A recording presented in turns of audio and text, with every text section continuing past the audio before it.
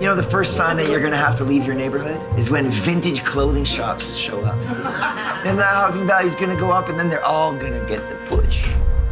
In the Greater Toronto Area of the last 30 years, housing prices have increased by 425%.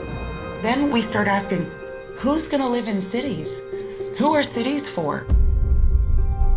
They want to raise the rent up to like $900 each. If it goes to $3,400, then I have to make at least $100,000 a year. I've seen the whole area change. They start buying up properties because it's a fantastic investment for them.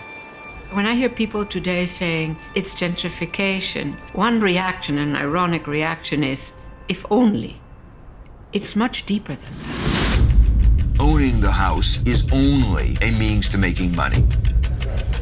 New owners have taken over. We haven't met them, we haven't seen them, we don't know anything about them. It could be Frosty the Snowman for all I know. I heard one of the councillors said, if you can't live in Notting Hill, then you shouldn't be in Notting Hill. Who the fuck is he to say something like that? I can stand in the middle of the street and no traffic coming. Paradisi fiscali sono il luogo dove capitalismo e legale si incontrano. Gold is not a human right. Housing is. We need to reclaim the fundamental right to housing.